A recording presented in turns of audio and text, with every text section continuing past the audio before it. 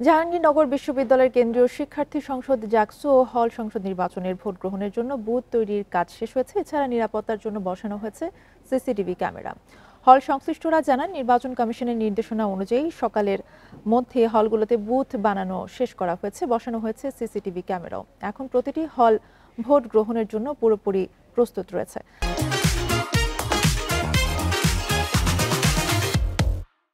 আগামীকাল সকাল ৯টা থেকে বিকেল ৫টা পর্যন্ত জাকসু এবং হল সংসদ নির্বাচনের ভোট গ্রহণ অনুষ্ঠিত হবে। ২১টি হলের ২২৪টি বুথে ১১,৮৯৭ জন শিক্ষার্থী ভোট দেবেন। জাকসু নির্বাচনে ভিপি পদে ৯ জন, জিএস পদে ৯ জন সহ মোট ১৭৮ জন প্রার্থী প্রতিদ্বন্দ্বিতা করছেন। ৪টা করে বুথের উপর একটা করে কিন্তু সেপারেটর আছে, অর্থাৎ লেন তৈরি করা আছে, প্রত্যেকে যেতে পারবেন এখানে। এবং বুথের মধ্যে দেখছেন এখানে গ্রিন কালার বুঝছেন, যেটা জাহাঙ্গীরনগর ইউনিভার্সিটিকে সিম্বলাইজ করে করে। আর আপনারা দেখতে পাচ্ছেন সিসি ক্যামেরা দেখতে পাচ্ছেন এখানে, প্রত্যেকটা হলেই এরকম ব্যবস্থা আছে সিসি ক্যামেরা, যেন প্রতিটা মুহূর্ত আমরা জনগণকে দেখাতে পারি কি অবস্থা। জাহাঙ্গীরনগর বিশ্ববিদ্যালয় থেকে এই বিষয়ে আরো জানাতে আমাদের সাথে যুক্ত হচ্ছেন সহকর্মী রুবেল আহমেদ। রুবেল, আগামীকাল জাকসু নির্বাচন অনুষ্ঠিত হবে, কতটুকু প্রস্তুতি সম্পন্ন হয়েছে জানাবেন এবং নিরাপত্তা পরিস্থিতি কতটা জোরদার করা হয়েছে?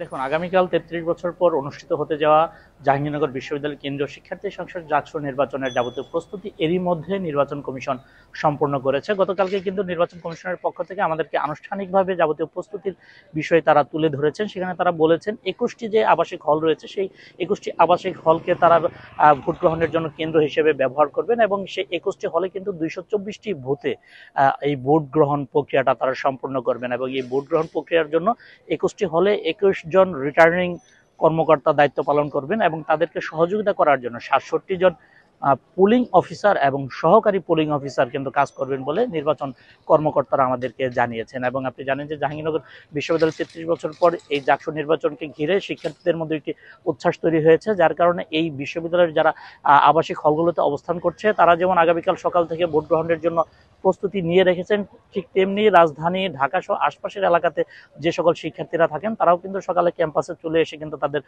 ভোট প্রয়োগ করবেন। এবং বিশ্ববিদ্যালয়ের পক্ষ থেকে কিন্তু ঢাকা থেকে যে শিক্ষার্থীরা আসবেন তাদের আনা নেওয়ার জন্য কিন্তু পরিবহনের ব্যবস্থা করা হয়েছে বলে আমরা কিন্তু জানতে পেরেছি। এবং প্রার্থীরা কিন্তু এরই মধ্যে তাদের প্রচার প্রচারণা গতকাল মধ্যরাত ১২টার মধ্যে শেষ করেছে। প্রতিটি প্রার্থী কিন্তু জয়ের ব্যাপারে আশাবাদ ব্যক্ত করেছেন। এবং নিরাপত্তার যে বিষয়টির কথা আপনি বলছিলেন, আমরা এই বিষয়ে নির্বাচন কমিশন আমাদেরকে জানিয়েছেন নির্বাচন নিরাপত্তার জন্য ঢাকা জেলা পুলিশের পক্ষ থেকে অন্তত ১২০০ পুলিশ সদস্য ক্যাম্পাসের গেটে এবং ক্যাম্পাসের ভেতরে অবস্থান করবে। তবে তারা কিন্তু যে কেন্দ্রগুলো রয়েছে সেখানে থাকবে না বলে বিশ্ববিদ্যালয় কর্তৃপক্ষ আমাদেরকে জানিয়েছেন। তারা জানিয়েছেন যে এখানে কেন্দ্র থাকছে, সেখানে মূলত দায়িত্ব পালন করবে আনসার সদস্যরা। তবে কোনো ধরনের যদি কোনো অস্থিতিশীল পরিস্থিতি তৈরি হয় সেক্ষেত্রে নির্বাচন কমিশনের নির্দেশনা মোতাবেক আইন শৃঙ্খলা রক্ষাকারী বাহিনীর যে সদস্যরা রয়েছে অর্থাৎ পুলিশ সদস্যরা রয়েছে তারা কিন্তু নির্বাচন কমিশনের নির্দেশনা মোতাবেক প্রয়োজনীয় ব্যবস্থা নেবে। এবং এর বাইরেও যদি অতিরিক্ত কোনো ধরনের অপ্রীতিকর ঘটনা বা অস্থিতিশীল পরিস্থিতি তৈরি হয় সেক্ষেত্রে নির্বাচন কমিশনের পক্ষ থেকে আমাদেরকে জানানো হয়েছে তারা